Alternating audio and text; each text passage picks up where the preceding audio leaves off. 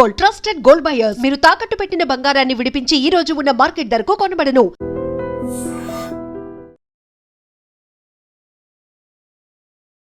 Maharashtra assembly ఎన్నికలు కాదు జరిగింది. మహారాష్ట్రలో లోకల్ బాడీ ఎన్నికలు జరిగాయి. 29 కార్పొరేషన్లకి ఎన్నికలు జరిగితే 24లలో బీజేపీ గెలిచింది. మహాయూత్ వెళ్ళింది అనేది. బట్ అది ఆ రాష్ట్రానికి పరిమితమైంది కాదు. దాని గురించి మనం మాట్లాడుకోవాలి. సౌత్లో కూడా దాని కౌంటింగ్ టైం నుంచి గ్రాఫిక్స్ కానివ్వండి, డిబేట్లు కానివ్వండి. అండ్ బీజేపీ చేసిన ఆ స్ట్రాటజీని ప్రతి చోట క్రిటిసైజ్ చేశారు. ఎలా పార్టీలను స్ప్లిట్ చేస్తోంది, ఎలా ఏక్నాథ్ షిండేలను తయారు చేస్తుంది అనేది కూడా. మీరు కర్ణాటకలో ఒక టైంలో జేడీఎస్ అండ్ కాంగ్రెసే ఉండే, బీజేపీ లేకుండా 20 సంవత్సరాల ముందు. ఇప్పుడు చూడండి జేడీఎస్ ఎక్కడ ఉంది. పవర్ పాలిటిక్స్ మాత్రమే బీజేపీ చేస్తోంది. ఇప్పుడు దీన్ని సెలబ్రేట్ చేసుకోవాల్సినటువంటి పని ఏముంది అనే ఒక మాట ఉంది కదా. మహారాష్ట్రలో జరిగిన ఈ ఎన్నికల్లో ఈసారి చూస్తుంది ఏంటంటే డెవలప్మెంట్ మాకు కావాలని చెప్పి ప్రజలు ఓట్ చేస్తారు. దాంట్లో చాలా క్లారిటీ ఉంది. ఈసారి జరిగినటువంటి ఎలక్షన్స్లో హేట్రెడ్ దూరం అయిపోయింది. ఇంక్లూజివ్నెస్ అనేది వచ్చింది. అందరూ అందులో ఇంక్లూడ్ అయ్యారు. అదే ట్రూ మరాఠీ స్పిరిట్ని చూపించింది అని. నిజమేనా? నేను పుట్టింది కేరళ, పెరిగింది తెలంగాణలో.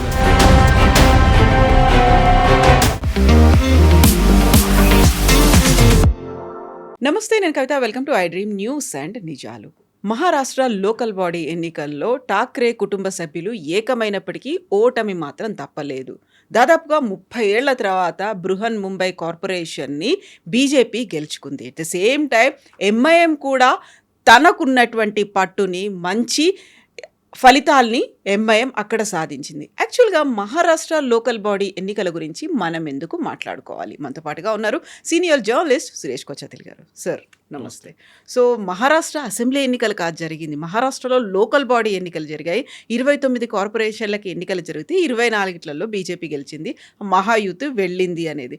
బట్ అది ఆ రాష్ట్రానికి పరిమితమైంది కాదు. దాని గురించి మనం ఎందుకు మాట్లాడుకోవాలి? సౌత్లో కూడా మీరు చూసుంటారు, నిన్న ప్రతి నేషనల్ ఛానల్లో నిన్న పొద్దున్న నుంచి ఏదో ఒక అసెంబ్లీ నాకు అనిపించిన ఒకసారి లోక్సభ ఎలక్షన్ లాగానే దాని కౌంటింగ్ టైం నుంచి గ్రాఫిక్స్ కానివ్వండి, డిబేట్లు కానివ్వండి, ప్రతి నేషనల్ ఛానల్, హిందీ కానివ్వండి, ఇంగ్లీష్ కానివ్వండి, వీళ్ళందరూ మహారాష్ట్ర అర్బన్ ఎలక్షన్ అంటే మున్సిపల్ కార్పొరేషన్ ఎలక్షన్స్లో కవరేజ్ నిన్న చేశారు. 29 కార్పొరేషన్ మీరు చెప్పినట్లు దాంట్లోకి ఎన్నికలు జరిగాయి. దాంట్లో అన్నిటికంటే prestigious Brihan Mumbai municipal corporation.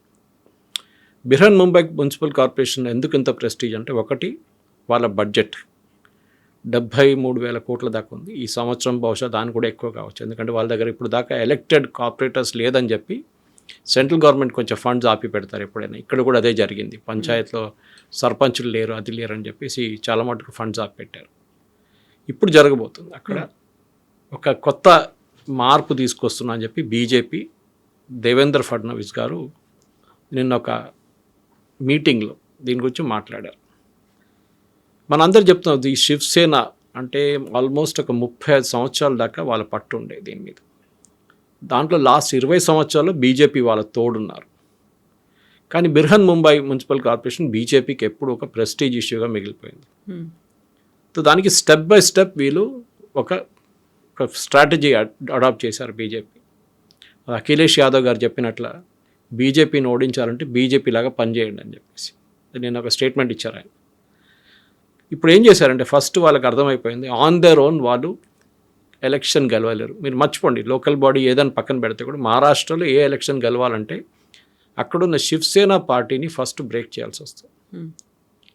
ఎందుకంటే లాస్ట్ 50 సంవత్సరాల దాకా, ముందు ఇండిపెండెన్స్ నుంచి మీరు తీసుకుంటే ఆల్మోస్ట్ టిల్ 2014 దానికన్నా ముందు కూడా పెట్టుకోవచ్చు, 1995 దాకా కాంగ్రెస్ పట్టుండే. అక్కడ వసుంధరా పాటిల్, విలాసరావు దేశ్ముఖ్, శివరాజ్ పాటిల్, వైబీ చవాన్, ఏఆర్ అంతులే, ఇట్లాంటి పెద్ద పెద్ద టాల్ లీడర్స్.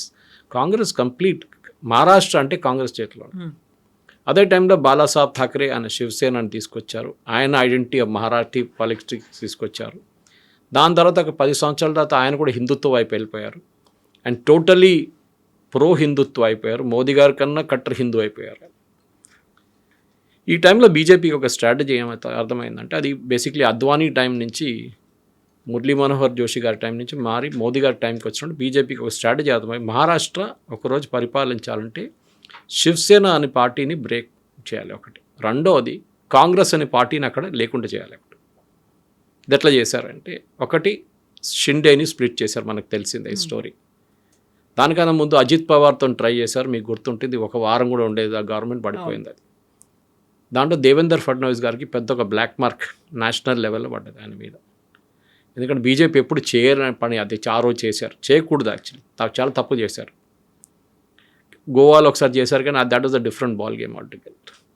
ఇప్పుడు ఈ జరిగిన దాంట్లో మీరు చూస్తున్నారు, బృహన్ ముంబై కార్పొరేషన్లో కూడా ముంబైలో ఉన్న ప్రజలు, చుట్టుపక్కల ఉన్న మిగతా కార్పొరేషన్లు కూడా, పన్వేల్, మీరా భాయండర్, నవీ ముంబై, థానే, ఈ అన్ని ప్లేసెస్లో except Thane where originally Shinde గారు కాన్స్టిట్యూన్సీ, అది ఆయన పట్టు, అక్కడ మిగతా మూడిట్లో కూడా బీజేపీ గెలిచారు.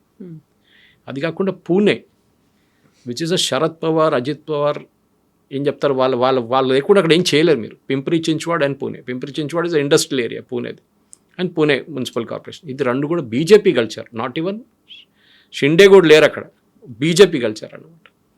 సో బీజేపీ ఏం చేశారంటే, ఒక స్టెప్ బై స్టెప్ ప్రాసెస్లో వీళ్ళు ఫస్ట్ షిండేని స్ప్లిట్ చేసి వాళ్ళ వైపు తీసుకొచ్చి ఆయన ఉప ముఖ్యమంత్రి చేసేసారు. ఫడ్నవీస్ గారు అసలు ముఖ్యమంత్రి చేశారు, ఫడ్నవీస్ గారు ఉప ముఖ్యమంత్రిగా అయిపోయారు. అది చాలా పెద్ద ఆయన ఎట్లా అగ్రీ చేశారో తెలియట్లేదు ఆ టైంలో. కానీ అంత సీనియర్ మనిషిని కూడా ఆల్మోస్ట్, ఎందుకంటే 24 సంవత్సరాలు ఆయన పాలిటిక్స్లో వచ్చారు. వాళ్ళ ఫాదర్ ఏమో ఒక ఆర్ఎస్ఎస్ ప్రచారకగా ఉండి నాగ్పూర్ నుంచి ఆయన ఒక వార్డు మెంబర్గా గెలిచిన మనిషి ఆయన. సో అంత ఆ ఫ్యామిలీకి అంత పెద్ద లాయల్టీ ఉంది ఆర్ఎస్ఎస్తో. కానీ ఈయన అంత ఆర్ఎస్ఎస్ మనిషి కాదు, కానీ హీ వాజ్ స్టిల్ శాఖా పర్సన్. అండ్ బీజేపీ చేసిన ఆ స్ట్రాటజీని ప్రతి చోట క్రిటిసైజ్ చేశారు, ఎలా పార్టీలను స్ప్లిట్ చేస్తోంది, ఎలా ఏక్నాథ్ షిండేలను తయారు చేస్తుంది అనేది కూడా.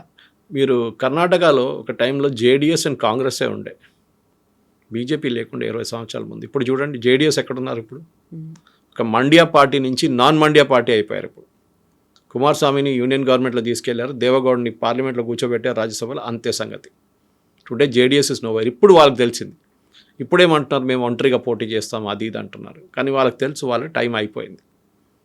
ఇదే స్ట్రాటజీ వాళ్ళు చాలా స్టేట్స్లో అడాప్ట్ చేశారు. సో మెయిన్లీ మహారాష్ట్ర చూసుకుందాం, ఎందుకంటే ఇప్పుడు అదే కదా హాట్ టాపిక్ నడుస్తుంది. మిగతా ఏం చేశారంటే, కాంగ్రెస్ లీడర్స్ని కూడా వీరు స్ప్లిట్ చేశారు. ఫస్ట్ ఎన్సీపీ అనేది కాంగ్రెస్ నుంచి స్ప్లిట్ వచ్చిన party, Nationalist Congress party, Sharad Pawar.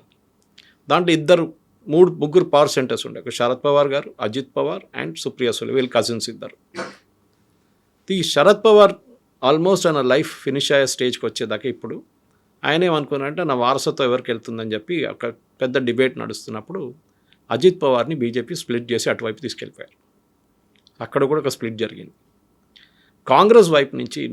Congress నుంచి శివసేనకు వచ్చిన తర్వాత వచ్చిన నారాయణ రాణే అని కొంకర్ నుంచి బీజేపీ గుంజుకున్నారు. కొంకర్లో ఇప్పుడు కాంగ్రెస్ లేదు, జీరో. రీఖే పాటిల్, బిలాసరావు దిఖే పాటిల్, ఆయన్ని కూడా గుంజుకున్నారు ఒకవైపు నుంచి. ప్రతి చోట బీజేపీ అక్కడక్కడ ఉన్న స్ట్రాంగ్ లీడర్స్ని అందరినీ గుంజుకుంటున్నారు ఒక తర్వాత ఒకరు. స్ట్రాటజీ ఏంటంటే, ఒకటి కాంగ్రెస్ని ఫినిష్ చేయడానికి మొత్తం, రెండవది శివసేనాని కూడా స్ప్లిట్ చేసి వాళ్ళని ఒక రీజనల్ పార్టీగా పెట్టుకోవడం, మూడవది శరద్ పవార్ వాళ్ళ పార్టీని ఫినిష్ చేయడం. ఇది మూడిట్లో బీజేపీ ఆల్మోస్ట్ సక్సీడ్ అయ్యారని చెప్పొచ్చు. ఇప్పుడు కూడా ఉన్నారు కాంగ్రెస్ వాళ్ళు. ఎక్కడున్నారు? ముంబైలో ముస్లిం ఓట్లు తీసుకొని కాంగ్రెస్ ఉన్నారు. లాతూర్లో గెలిచిన క్రెడిట్ రాహుల్ గాంధీకి వెళ్ళదు, ఎవరికి వెళ్ళదు. That purely stays with the Deshmukh family. Vilasrao Deshmukh ఆ టైంలో ఉన్న దానికనే ఆయనకే అంత ఉంటుంది. అమిత్ దేశ్ముఖ్ ఇప్పుడు పార్టీని చూసుకుంటున్నారు, ఆయన క్రెడిట్లో వస్తుంది. కాంగ్రెస్ పార్టీకి ఏ పరిస్థితుల్లో కూడా వాళ్ళ క్రెడిట్ లేదు దీనికి.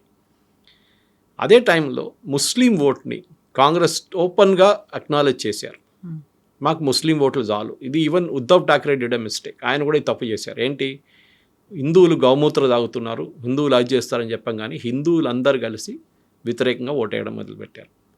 దాని తర్వాత వర్స్ థింగ్స్,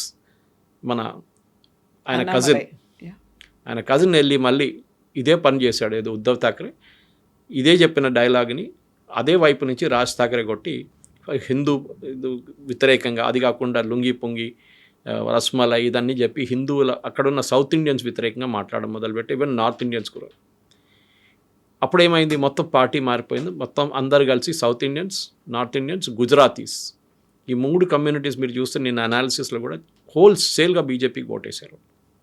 కాకుండా బీజేపీకి ఓటేయడం అనేది యాక్చువల్‌గా బీజేపీకి ఉండేటువంటి ఐడియాలజీని ఎప్పుడో డీవియేట్ అయిపోయింది. దాని నుంచి డైవర్ట్ అయిపోయింది. అంటే పార్టీలను చీల్చడం కాదు, గ్రూపుల్ని ఎంకరేజ్ చేస్తోంది. ఎవరైతే వాళ్ళతో ఉంటారో ఫ్యామిలీలని స్ప్లిట్ చేయడం, ఇవన్నీ చేయడం అనేది కోర్ బీజేపీ ఐడియాలజీ ఏదైతే ఉందో అదంతా ఎప్పుడో పోయింది. కేవలం పవర్ పాలిటిక్స్ మాత్రమే బీజేపీ చేస్తోంది. ఇప్పుడు దీన్ని సెలబ్రేట్ చేసుకోవాల్సినటువంటి పని ఏముంది అనే ఒక మాట ఉంది కదా!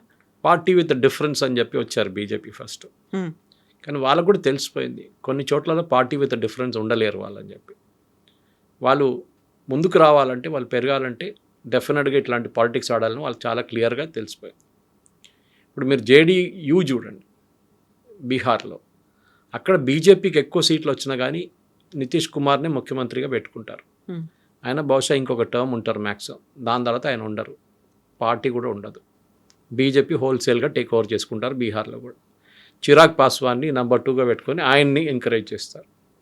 ఇది ప్రతి చోట్ల చేస్తుంది. ఎందుకంటే బీజేపీ ఒక టైంలో 184 సీట్లు పడిన బీజేపీ లోక్సభలో అద్వానీ గారి టైం నుంచి 2014 వచ్చేదాకా వాళ్ళ ఓన్ మెజారిటీ వచ్చి, దాని తర్వాత నెక్స్ట్ టైం 2019 కూడా వాళ్ళ ఓన్ మెజారిటీ 300 సీట్ల కన్నా ఎక్కువ తీసుకున్న పార్టీకి ఇప్పుడు తెలిసిపోయింది ఏంటంటే 2-3 స్టేట్స్ ఉన్నాయి వాళ్ళు గ్రో కావాలంటే, చాలా పెద్ద స్టేట్స్. ఒకటి మహారాష్ట్ర, ఒకటి ఉత్తరప్రదేశ్.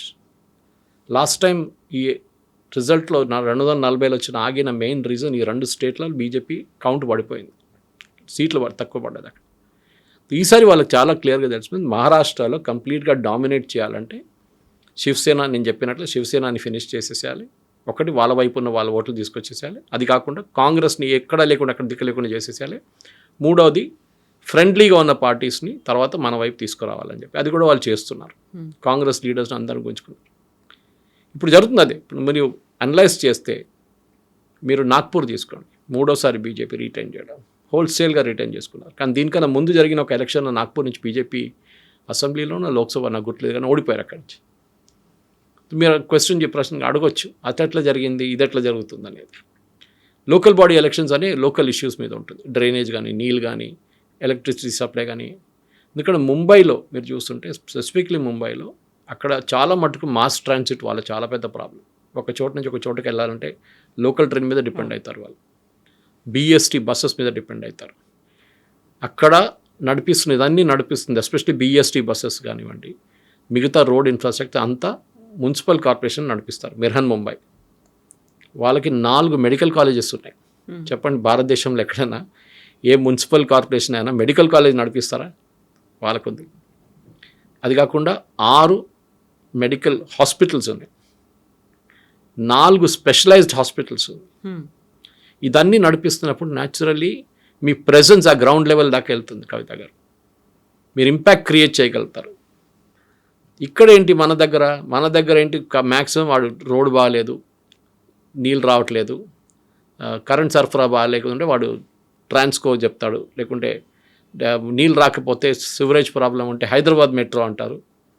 వాళ్ళ రెస్పాన్సిబిలిటీ ఏం లేదు జిహెచ్ఎంసీకి. ఈవెన్ మీరు మా ఇంటి పక్కన పేమెంట్ మొత్తం చేసేసారు, కబ్జా చేశారంటే కూడా వాళ్ళు ఇంకెవరో తల మీద పెట్టేస్తారు, అది ట్రాఫిక్ పోలీసు వాళ్ళ మీద పెట్టేస్తారు, రెస్పాన్సిబిలిటీ లేదు.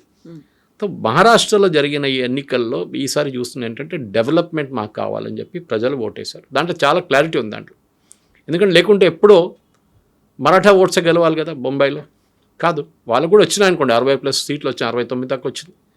కానీ ద అదర్స్ ఆర్ ఓటెడ్, మిగతా వాళ్ళు 227 సీట్లు, మిగతా ఓట్లు అందరూ అగేన్స్ట్ పోయిందన్నమాట వాళ్ళు. Coastal road, Mumbai metro, bullet train, అది కాకుండా అక్కడున్న మిగతా రోడ్ ఇన్ఫ్రాస్ట్రక్చర్ని డెవలప్ చేయడం, ఇంప్రూవ్ చేయడంలో కూడా చాలా మట్టుకు వీళ్ళు లాస్ట్ 2-3 సంవత్సరాల నుంచి డెఫినెట్గా పనిచేస్తారు, లేదని చెప్పలేము. షిండే గారు నిన్న కూడా విన్నారు, నెక్స్ట్ ఏప్రిల్ దాకా మొత్తం ముంబై రోడ్లు మ్యాక్సిమం కాంక్రిటైజ్ చేసేస్తాం, సో దాని తర్వాత మీకు పాట్ హోల్ ప్రాబ్లం ఉండదు. కానీ ముంబై లాంటి ఒక సిటీలో ఎందుకంటే అట్లా గ్రో అవుతుంది, అది చాలా మటుకు సబర్బ్స్ దాకా వెళ్ళిపోయారు, సబర్బ్స్ నుంచి ఇంకా బయటికి వెళ్ళిపోయారు. డెవలప్మెంట్ అనేది చాలా ఇంపార్టెంట్. ఇప్పుడు మన దగ్గర కూడా అడగొచ్చు, మనం జిహెచ్ఎంసీలో మనం ఏం తప్పు చేస్తున్నాం. అదే టైంలో మిగతా సిటీస్లో we have to go to Pune అనేది ఇంకా ముందు కూడా చెప్పాను, అది పవర్ ఫ్యామిలీ ఇది ఉండే, కంప్లీట్ వాళ్ళ పట్టు ఉండే, అక్కడ కంప్లీట్ ఎట్లా వైప్అవుట్ అయిపోయారు. ఇప్పుడు కూడా నేను ఐ కెనాట్ మేక్అవుట్. నేను ఇక్కడ పూణేలో ఉన్న కొంతమంది ఫ్రెండ్స్ దగ్గర అడిగాను, ఎంత కోపమా పవర్ ఫ్యామిలీ వ్యతిరేకంగా? కాదు, వాళ్ళు ఏమంటున్నారంటే మాకు డెవలప్మెంట్ కావాలి. వాళ్ళకి తెలిసిపోయింది Modi Fadnavis and next local level corporate వీళ్ళు ముగ్గురు కలిస్తే మా డెవలప్మెంట్ జరుగుతుంది. అందుకే ఇప్పుడు ట్రిపుల్ ఇంజన్ సర్కార్ అనేది వచ్చింది ఎగ్జాక్ట్లీ. అన్నమాట. నేను ఇవాళ వస్తే ముందు ఒక వీడియో చూస్తున్నాను. బెంగళూరులో నడుస్తున్న మెట్రో వర్క్ ఆగిపోయింది. ల్యాండ్ అక్విజిషన్, ల్యాండ్ కబ్జా, చాలా ఇష్యూస్ ఉన్నాయి. స్టేట్ గవర్నమెంట్కి ఇంట్రెస్ట్ లేదు, కానీ దాంట్లో సెంట్రల్ గవర్నమెంట్ చిన్న స్టేక్ ఉంది. సో మొన్న మోదీ గారు ప్రగతి మీటింగ్ పెట్టినప్పుడు ఈ ప్రశ్నలు అడిగారంట. ఇది ఎందుకు ఇట్లా జరుగుతుంది, ఎందుకు ఈ ప్రాజెక్ట్ మూవ్ కావట్లేదు? 2023లో ఫినిష్ కావాల్సిన ప్రాజెక్ట్ ఇవాళ 2026కి వచ్చినా కూడా ఫినిష్ కావట్లేదు. Which basically connecting Bengaluru main station to airport కాలేదు ఇప్పుడు దాకా. ఎందుకని అడిగితే చాలా రీజన్స్ చెప్తున్నారు. అదే ప్యారలల్ ఎగ్జాంపుల్ మీకు కోట్ చేస్తాను నేను. నవీ ముంబై ఇంటర్నేషనల్ ఎయిర్పోర్ట్ 1997లో అప్రూవల్ వచ్చింది. 1997లో అప్పుడున్న గవర్నమెంట్ అప్రూవ్ చేశారు. తర్వాత మన్మోహన్ సింగ్ గవర్నమెంట్ దానికి బడ్జెట్ కేటాయించారు. కానీ 2015 దాకా ఒక్క ఇటుక కూడా జరగలేదు. మార్చి ఇక్కడ పెట్టలేదు. మోదీ గవర్నమెంట్ ప్రగతి కింద రివ్యూ చేసినప్పుడు ఫస్ట్ టైం రివ్యూ చెప్పిన హీ వాజ్ షాక్డ్. ఎందుకు అడిగితే ల్యాండ్ అక్విజిషన్ ఇష్యూస్, చిన్న చిన్న ఇష్యూస్. కానీ స్టేట్ గవర్నమెంట్ పుష్ చేయడానికి ఎవరు లేరు. పుష్ చేశారు. 10 సంవత్సరాల కొత్త ఎయిర్పోర్ట్ కట్టారు, ఇనాగ్రేట్ చేసేసారు, మొన్న అయిపోయింది. ఇప్పుడు చెప్పండి, నవీ ముంబై ప్రజలు ఎవరు ఓటేస్తారు? న్యాచురల్లీ వాళ్ళు బీజేపీకి ఓటేస్తారు ఈసారి. పన్వేల్ వాళ్ళు అనుకుంటారు రేపు మాకు కూడా కావాలి కదా ఇట్లా అని, ఏదైనా ఎయిర్పోర్ట్ కాదు మిగతా మాకు సదుపాయాలు కావాలి కదా అని వాళ్ళు కూడా ఓటేస్తారు. సో మీరు దాని మీద కాన్సన్ట్రేట్ చేయండి. డెవలప్మెంట్ నేను ఇప్పుడు కూడా చెప్తాను కవిత గారు, ప్రాపర్టీ ట్యాక్స్ 4,000 రూపాయలు కడుతున్నాను. ఇప్పుడు నాకు 6,000 చేస్తే కూడా రేపు కడతాను, నాకు కెపాసిటీ ఉంది కట్టడానికి. కానీ నాకు మీరేమి ఇస్తారు కట్టడానికి? మీరు డిస్కౌంట్ ఇస్తున్నారు, ఎవడు కట్టలేదు వానికి డిస్కౌంట్ ఇస్తున్నారు. నేను కరెక్ట్ టైంలో కట్టిన నాకేం వస్తుంది? ఏం రావట్లేదు. So encouraging people to default. మీరు మీ ఆదాయం పెంచుకోండి, మీ ట్యాక్సెస్ పెంచుకోండి, మీ రెంట్లు పెంచుకోండి, మీ ప్రొఫెషనల్ ట్యాక్స్ పెంచుకోండి, ఏదైనా చేయండి. ఇది జిహెచ్ఎంసీ చేయాల్సింది. So I'm comparing everything with GHMC no. So మహారాష్ట్రలో జరిగిన ఈ ఎలక్షన్లో చాలా మటుకు డెవలప్మెంట్ ఈజ్ ద కీ అని చాలా క్లియర్గా తెలిసిపోయింది. దాంట్లో ఇంకే ఎక్స్క్యూజ్ లేదు. ఇప్పుడు ప్రజలకు కావాల్సిన మోదీ గారు మాట్లాడుతున్నావు, కానీ రేవంత్ రెడ్డి గారు మాట్లాడుతున్నారు, అందరు ఇదే మాట్లాడుతున్నారు. ఇప్పుడు డెవలప్మెంట్ చేయాలి మనం అని చెప్పేసి. మీరు ప్రజలకి ఫ్రీబీస్ ఇవ్వాలనో ఎవరికి పేదోళ్ళకి ఇవ్వాలనో మీరు ఇవ్వండి, నో ప్రాబ్లం. కానీ ఇది టార్గెటెడ్గా ఉండాలి. ఇక్కడ ఉన్నదాకా తెలంగాణ ఉన్నలాగా రేషన్ కార్డులు ప్రజలకన్నా ఇక్కడున్న పాపులేషన్ కన్నా ఎక్కువ రేషన్ కార్డులు ఉంది ఇక్కడ. అది ఎట్లా జరుగుతుందో ఎవరికి తెలియదు. It's a fraud, big fraud. కానీ అది కాదు ఇక్కడ పాయింట్ ఇస్ డెవలప్మెంట్. మన ఇక్కడ నుంచి రోడ్డు మీద దిగగానే ట్రాఫిక్ పరిస్థితి ఏంటి? మీరు ఫైన్లు కలెక్ట్ చేస్తున్నారు, ఎవ్రీ కార్నర్లో పోలీసు వాళ్ళు నిలబడి పట్టుకుంటున్నారు. ఆ ఫైన్స్ ఎక్కడ పోతున్నాయి? స్టేట్ గవర్నమెంట్ కబ్జాలో దాంట్లో వెళ్ళి పడిపోతుంది, స్టేట్ గవర్నమెంట్ బకెట్లో పడిపోతుంది. అది ఎక్కడ పోతుందో ఎవరికి తెలియదు. దీనికన్నా ముందు చాలామంది కమిషనర్స్ ఉన్నప్పుడు, స్పెషల్లీ సుదీప్ లక్టా గారు ఉన్నప్పుడు నాకు గుర్తుంది, this amount was credited to traffic police. Okay, వాళ్ళు సిగ్నల్స్ ఇంప్రూవ్ చేయడంలో, ఐలాండ్స్, కిడ్నీ ఐలాండ్స్ కానీ మిగతా రౌండ్ అబౌట్స్ ఇంప్రూవ్ చేయడంలో వాళ్ళు ఆ ఫండ్స్ వాడుకున్నారు. అది చేయండి, ప్రజలు ఎప్పుడు నో అన్నారు. కానీ మీరు ఆ ఫండ్ తీసుకెళ్ళి స్టేట్ గవర్నమెంట్కి ఇచ్చేసి ఎక్కడ పోతుంది ఎవరికి తెలియదు. అదే పాత ట్రాఫిక్ సిగ్నల్, అదే సిస్టమ్ ఏమన్నా అంటే సింక్రనైజ్ సిగ్నల్ అంటే ఏం జరగట్లేదు. So you have to create development, especially urban అగ్లామరేషన్స్లో అన్నిటికంటే పెద్ద ప్రాబ్లం. కానీ అన్నిటికంటే సర్ప్రైజింగ్ మీరు చెప్పిన దాంట్లో was Owaisi. Exactly. So almost 98 కార్పొరేషన్లలో వాటిని గెలుచుకుంది. ఐ థింక్ 104 అనుకుంటాను. పొద్దున్న ఫైనల్ ఫిగర్స్ ఇంకా రాలేదు. I just got the final figures. ఒకసారి అనలైజ్ చేయాల్సి వస్తుంది. చాలా ఇంపార్టెంట్ అంటే వై ఓవేసీ, ఎందుకు ఏఐఎంఎంకి ముస్లిమ్స్ ఓటేస్తున్నారు? మనం మిగతా వాళ్ళు మర్చిపోతాం. భివండి కానీ మిగతా ఏరియాస్లో ఎక్కడెక్కడ, సాంబాజీ నగర్ అక్కడ కూడా బీజేపీకి మెజారిటీ వచ్చింది, కానీ వీళ్ళకి చాలా మటు సీట్లు అక్కడ వచ్చినాయి. ఔరంగాబాద్ నుంచి ఒక టైంలో వారిస్ పతాన్ గారు గెలిచారు, మీకు గుర్తుంటుంది, ఏఐఎంఎం ఎంపీగా గెలిచారు. ఎందుకంటే కాంగ్రెస్ ట్రెడిషనల్లీ ముస్లిం ఓట్ మాదే, వీళ్ళు ఎక్కడికి వెళ్తారు అని చెప్పి ఒక కాంగ్రెస్కి ఒక ఇది ఉండే, అహంకారం ఉండే. ఎక్కడికి వెళ్తారు వీళ్ళు? మాకే ఓటేయాలి కదా. వీళ్ళు చూసుకోవాలంటే రేవంత్ రెడ్డి గారు చెప్పినట్టు కాంగ్రెస్ అయితే ముసల్మాన్ హే, ముసల్మాన్ అయితే కాంగ్రెస్ అయ్యారు. కానీ ఇప్పుడు వాళ్ళకి అర్థమైపోయింది అది కాదు, మాకు ఇంకొక ఆప్షన్ ఉంది, విచ్ ఇస్ ఓవేసీ. సరే, ఓవేసీ కాంగ్రెస్ కన్నా బాగా పనిచేస్తాడో that's a different thing.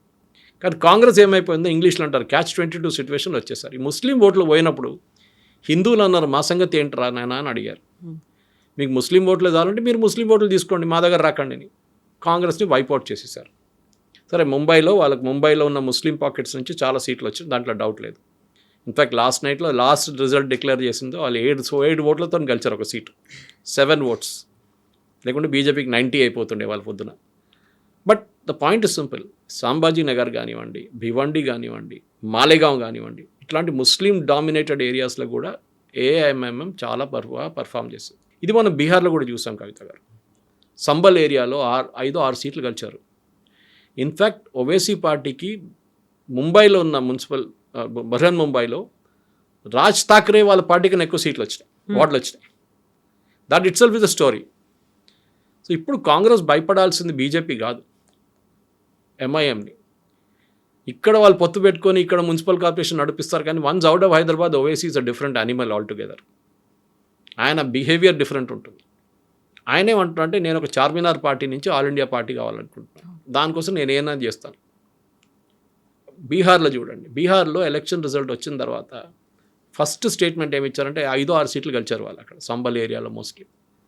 Nitish Kumar గారిని నేను సపోర్ట్ చేస్తాను, ఆయన మా సంబల్ ఏరియా డెవలప్ చేస్తే నేను ఏం కావాలంటే వాళ్ళని సపోర్ట్ చేయడానికి రెడీగా ఉన్నాను ఓవైసీ గారు. చాలా clear. So he is talking again development from Muslim perspective. Congress ఏం మాట్లాడతారు ఇప్పుడు? వీళ్ళు టేకెన్ ఫర్ గ్రాంటెడ్ అంటారు ఇంగ్లీష్లో. మీరు ఎక్కడ పోతారు, మీరు మాకే ఓటేస్తారని చెప్పి కూర్చున్న కాంగ్రెస్ వాళ్ళు ఇప్పుడు ఎక్కడ లేని పరిస్థితికి వచ్చేస్తారు. వాళ్ళ ఓన్ పార్టీ వర్కర్స్ని ఇగ్నోర్ చేశారు వాళ్ళు. మేము సపరేట్గా పోటీ చేస్తాం ముంబైలో అన్నారు. ఎందుకు? రాజ్ ఠాక్రేతో చేయగలిగితే మాకు ప్రాబ్లం అవుతుంది నార్త్ ఇండియాలో. ఎందుకని నేను పొద్దున్న లేవగానే Raj Thackeray North Indians criticize చేస్తారు, సౌత్ ఇండియన్స్ క్రిటిసైజ్ చేస్తాడు, మాకు అక్కడ పడే ఓట్లు కూడా మాకు పోతుంది రేపు అని చెప్పి భయం ఉండే వీళ్ళకి. సెకండ్, కాంగ్రెస్కి అదే అఖిలేష్ యాదవ్ గారు చెప్పినట్టు ఫుల్ టైం పార్టీకి యాక్టివిటీ లేదు. వాళ్ళకి 9 to 5 పని చేస్తారు వాళ్ళు. ఫుల్ టైం పని చేయాల్సింది. అగ్రెసివ్. ఒక పాలిటిక్స్ అంటే పార్ట్ టైం జాబ్ కాదు. నిన్న బహుశా చెప్పానో లేదో గుర్తులేదు నాకు, కానీ ఉద్ధవ్ ఠాక్రే ఫడ్నవీస్ గారు 33 పబ్లిక్ మీటింగ్ అడ్రస్ చేశారు. I think I told you yesterday. Rahul Gandhi ఒక్కటి కూడా చేయలేదు, అసలు వెళ్ళలేదు అక్కడికి. ఆయన ఎక్కడో తిరుగుతున్నాడు, వియట్నామో అక్కడో కంబోడియా ఎక్కడో తిరుగుతూనే ఉంటాడు. మీ పార్టీని మీరు చూసుకోవాలి కదా, మీ పార్టీ వర్కర్స్ని మోటివేట్ చేయాలి కదా. ఇప్పుడు లాతూర్ గెలిచారు. లాతూర్ గెలవంగానే నేను రాత్రి నుంచి సోషల్ మీడియాలో ఫుల్ పుకార్, రాహుల్ గాంధీ జిందాబాద్, Rahul Gandhi Latur victory is dedicated to Rahul Gandhi. Rahul Gandhi Latur వైపే వెళ్ళలేదు అసలు. It is purely Amit Deshmukh's victory. రేపు బీజేపీ అమిత్ దేశ్ముఖ్ని తీసుకుంటే మీరేం చేస్తారు? సరే, బీజేపీ స్టేట్ ప్రెసిడెంట్ ఒక స్టేట్మెంట్ ఇచ్చారు విలాస్రావు దేశ్ముఖ్ గురించి. It is not in good taste, correct. దాంతో కూడా బహుశా బీజేపీకి అక్కడ కొంచెం నష్టం వచ్చింది లాతూర్లో. నాందేడ్ ఏమైందండి, పర్భణి ఏమైంది? అన్ని ప్లేసెస్లో ట్రెడిషనలీ హైదరాబాద్, కర్ణాటక అని మనం ఇటువైపు చెప్తున్నట్లనే అక్కడ it was a part of Hyderabad state. So అక్కడ ఇప్పుడు కూడా కాంగ్రెస్ కొంచెం ఇన్ఫ్లుయెన్స్ ఉంది ఆ ఏరియాలో, కానీ డెవలప్ చేయలేకపోతున్నారు మీరు. అదే ఓవైసీ మళ్ళీ అక్కడ వచ్చి కూడా ఓట్లు తీసుకెళ్ళిపోతున్నారు. ఈ పరిస్థితుల్లో మహారాష్ట్రని రేపు, ఎందుకంటే ఇప్పుడైతే ఎలక్షన్లు ఏం లేవు అక్కడ, no Lok Sabha no assembly elections, కానీ రేపు రాబోయే 2029లో రాబోయే లోక్సభ ఎలక్షన్కి ఏం చేస్తారు మీరు? ఇక్కడ మళ్ళీ పాత సిస్టమ్కి వచ్చి పాత సిస్టమ్ లాగానే ఓట్లు తీసుకెళ్ళిపోతే దెన్ బీజేపీ మళ్ళీ ఈ 240 నుంచి 2090, 300 దాకా కూడా వెళ్ళొచ్చు. ఎందుకంటే యూపీలో కూడా వాళ్ళకి అదే ప్రాబ్లం ఉండే. అక్కడ యోగి ఆదిత్యనాథ్ గారు కోర్స్ కరెక్షన్ చేసుకున్నారు. ఇప్పుడు అక్కడ కూడా జూన్ 2027లో అక్కడ అసెంబ్లీ ఎలక్షన్స్ ఉంది, అక్కడ అదే స్ట్రాటజీ యూస్ చేస్తుంది. కాంగ్రెస్ అక్కడ కూడా తప్పు చేస్తున్నారు. అక్కడ సమాజ్వాదీ పార్టీతో కలిసి ముస్లిం ఓట్లు ఎంటబోతున్నారు. హిందువులు మళ్ళీ కాంగ్రెస్ వ్యతిరేకంగా ఓటేస్తారు. You have to decide. మీరు 2 గుర్రాల మీద కాలు పెట్టి నడిపేయలేరు, పడతారు కింద. ఇది నేర్చుకోవాలి. సో రాహుల్ గాంధీ ఫస్ట్ ఏంటంటే ఒక పార్టీని రీజువినేట్ చేయాలంటే మీరు కష్టపడి పనిచేయాలి. ఒక్కరోజు ఎలక్షన్ కాగానే నెక్స్ట్ ఎలక్షన్కి వెళ్ళిపోవాలి మీరు. బీహార్ నుంచి బీజేపీ వాళ్ళు డైరెక్ట్ బెంగాల్లో వెళ్ళిపోయారు, మీరేమో వియట్నాంకి వెళ్ళారు, కంబోడియాకి వెళ్ళారు. అది డిఫరెన్స్. మహారాష్ట్ర ఎలక్షన్లో మీరు ఓవైసీ గారు మా ఓట్లు తీసుకెళ్ళిపోయారు, ఓవైసీ గారు కమ్యూనల్ అని చెప్పగానే మీరు కూడా కమ్యూనల్ తక్కువ కాదు, మీరు కూడా చేశారు కదా అదే పని. అదే టైంలో బీజేపీ కూడా కొన్ని తప్పులు చేశారు, దాంట్లో డౌట్. ఒకటే నేను చెప్పాను, లాతూర్లో వాళ్ళు చేసిన కామెంట్ చేయకూడదు, చేశారు. దాంట్లో కొంచెం వాళ్ళకి ప్రాబ్లం వచ్చింది అక్కడ. అది కాకుండా మరాఠీ ఓట్ని షిండే గారు తీసుకురాలేదు, చాలా క్లియర్. అది 90 సీట్ల పోటీ చేస్తే 25 సీట్లు గెలిచారు అంతే, which is strike rate of 30% ఆల్పో. బీజేపీకి స్ట్రైక్ రేట్ 63% ఉండే ముంబైలో. వాళ్ళు పోటీ చేసిన సీట్లు, వాళ్ళు గెలిచిన సీట్లు 89. That is around 63%. షిండే గారి దగ్గర నుంచి సీట్లు తీసుకొని బీజేపీ పోటీ చేస్తే బీజేపీకి ఎక్కువ వస్తుందంటే పాలిటిక్స్లో 1+1 is not 2. 1+1 can be 0, 1+1 can be 4 also పాలిటిక్స్లో. సో షిండే గారు మరాఠీ ఓటు తీసుకురాలేకపోయారు. వారసత్వం ఎవరిది? బాలాసాహెబ్ థాక్రేది. ఈజ్ ఇట్ విత్ అది with Uddhav Thackeray or with Shinde? ఈ ఒక ప్రశ్న వస్తుంది. కానీ as you go along possibly నేను అనుకుంటాను, because outside Mumbai Uddhav Thackeray అంత గ్రేట్గా పర్ఫామ్ చేయలేదు. ఐ థింక్ పర్బణి ఎక్కడో కొంచెం పర్ఫామ్ చేశారు ఆయన, అంతే. మిగతా చోట్ల ఎక్కడ పర్ఫామ్ చేయలేదు వాళ్ళు. సో అవుట్ సైడ్ మహారాష్ట్ర అంటే out side Mumbai Uddhav Thackeray 0, out side Thane Shinde 0. ఇక్కడ ఒక ఇంట్రెస్టింగ్ అనాలిసిస్. యూజువల్గా అక్కడ ఠాక్రే, బాలాసాహెబ్ ఠాక్రే ఉన్నప్పుడు మరాఠీస్ గురించి, ప్రైడ్ గురించి మాట్లాడేవాడు. అక్కడ ఓన్లీ ఎక్స్క్లూజన్ అనేది కనిపించేది, ఓన్లీ మరాఠీస్ గురించి మాత్రమే ఉండేది. అది ఒక రకంగా పెరిగి అది హేట్రెడ్ దాకా వచ్చింది. బట్ ఈసారి జరిగినటువంటి ఎలక్షన్స్లో హేట్రెడ్ దూరం అయిపోయింది, ఇంక్లూజివ్నెస్ అనేది వచ్చింది, అందరూ అందులో ఇంక్లూడ్ అయ్యారు. అదే ట్రూ మరాఠీ స్పిరిట్ని చూపించింది అనేది నిజమేనా? నేను పుట్టింది కేరళలో, పెరిగింది తెలంగాణలో కదా. I identify more with Telangana than with Kerala. మన పుట్టిన ప్లేస్కి ఎప్పుడు లాయల్టీ ఉంటుంది, లేదని కాదు, అదొక మెమరీ లాగా ఉంటుంది ఎప్పుడు. అది మరాఠీ మానూస్ అని కాన్సెప్ట్ తీసుకొచ్చిన 70లో 80లో there was a reason for it. ఉద్యోగాలు లేవు. ఐఎమ్ నాట్ సెయింగ్ మరాఠీస్, కొంతమంది అంటారు ఇప్పుడు మహారాష్ట్రన్స్ కష్టపడి పనిచేయరు, అట్లేం లేదు, కష్టపడి పనిచేస్తారు వాళ్ళు కూడా. కానీ చాలా రీజన్స్ ఉంటుంది. ఇక్కడ కూడా అంతే కదా.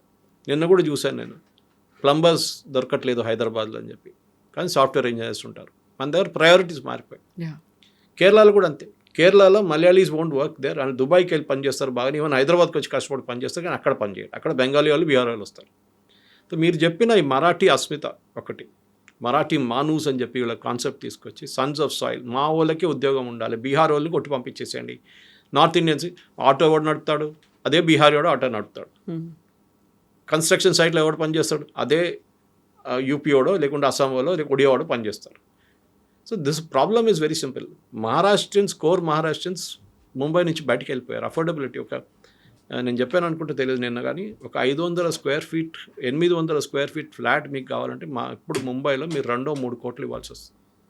మీకు ఇక్కడ ఈజీగా 3 బెడ్రూమ్ వచ్చేస్తుంది హైదరాబాద్లో, దానికన్నా ఎక్కువ కూడా రావచ్చు. They are made Mumbai unaffordable. So దాంతో ముంబై నుంచి మరాఠీ మానూస్ అని వాళ్ళు బయటకు వెళ్ళిపోయారు చాలామంది.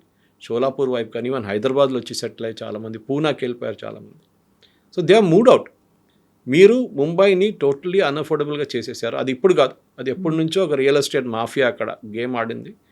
దాని డీ గ్యాంగ్ కానీ మిగతా వాళ్ళందరూ దాంట్లో దిగారు. మనకు తెలిసిందే, పాత స్టోరీ అది. కానీ ఇప్పుడు కొంచెం తదుమంది అక్కడ ముంబై రియల్ ఎస్టేట్ ఇప్పుడు కూడా ఎక్స్పెన్సివ్. ఒక్కొక్క దానికి 30 కోట్లు 40 కోట్లు అని వింటూ ఉంటాం మనం రెగ్యులర్. కానీ మీరు అడిగిన ప్రశ్నకి ఈ ఇంక్లూజివ్నెస్ వచ్చిందంటే ఎస్. ఎందుకంటే సౌత్ ఇండియన్ ఒక మలయాళీ సెటిల్డ్ ఇన్ ముంబై, నా చాలామంది రిలేటివ్స్ ఉన్నారు, వాళ్ళు చాలా ఫ్లూయెంట్గా మరాఠీ మాట్లాడతారు, ఏ ప్రాబ్లం లేదు. వాళ్ళు బయటికి వెళ్తే ఐడెంటిఫై చేయడానికి కూడా డిఫికల్ట్, వీళ్ళు మరాఠీలా వీళ్ళు కేరళైట్స్ అని చెప్పేసి. కానీ అది కాదు, అక్కడున్న వాళ్ళ మీద లుంగి పొంగి అని చెప్పడము, అన్నామలై వచ్చి క్యాంపెయిన్ చేసిన ఏరియాలో ఆ క్యాండిడేట్ గెలిచారు బీజేపీ, అక్కడ మీకు తెలిసిపోతుంది యాక్సెప్టబిలిటీ ఎక్కడ ఉందనేది. ఎవరైనా రానియండి, ఇప్పుడు హైదరాబాద్లో రేపు ఎవరు వచ్చి సరే కేసీఆర్ టైంలో ఉండే ఆంధ్ర వాళ్ళని అది ఇది చెప్పారు, కానీ ఈవెన్ నౌ హైదరాబాద్లో మహారాష్ట్రన్స్ ఎక్కువ ఉన్నారు, కన్నడిగాస్ ఉన్నారు, తమిళియన్స్ ఉన్నారు. మినీ ఇండియాగా ఉంది. Who setup keys high school వాళ్ళే కదా. మహబూబ్ కాలేజ్ ఎవరు సెటప్ చేశారు? తమిళియన్సే కదా, ముద్రయార్. ఇదన్నీ ఉన్నాయి. Even Deccan Chronicle news paper వాళ్ళదే ఉండే. ఇది అన్నీ చూసుకుంటే అన్ని కమ్యూనిటీస్ కాంట్రిబ్యూట్ చేశారు. కాచిగూడ ఏరియా అంతా మహారాష్ట్రన్ ఏరియా టోటల్. సో మనం ఇవాళ ఒక ఇంక్లూజివ్నెస్ చూసుకోవాలి. ఒక we're even talking of cross cultural marriages. ఒక నేషనల్ ఇంటిగ్రేషన్ అయిపోతుంది ఇప్పుడు. మన కమ్యూనిటీలో కాకుండా వితిన్ ఒక నార్త్ ఇండియన్ని పెళ్లి చేసుకోవడమో లేకుంటే బెంగాలీ, మరాఠీ, ఇది నార్మల్ అయిపోయింది ఇప్పుడు అక్కడ. I'm not talking religion, with in the community it self. ఇది చాలా మటుకు డిఫరెన్స్ వచ్చింది కవిత గారు. అండ్ ముంబై లాంటి place which is even now the safest place for a women. నేను ఇప్పుడు కూడా చెప్తాను, రాత్రి 2 గంటల 3 గంటలకు ఒక అమ్మాయి ముంబైలో ఒక ప్లేస్ నుంచి ఒక ప్లేస్కి వెళ్ళొచ్చు వితౌట్ ఎనీ ప్రాబ్లం. బహుశా హైదరాబాద్లో కూడా అంత సెక్యూర్ ఉండకపోవచ్చు, మేబీ ఇట్ ఇస్ చేంజ్డ్. కానీ ఆ ఒక ఇంక్లూజివ్నెస్ తీసుకొచ్చింది డెఫినెట్గా ఫడ్నవీస్ గారు ఈ ఎక్స్ప్లాయిట్ చేస్తున్నారు, దాన్ని తప్పులేదు.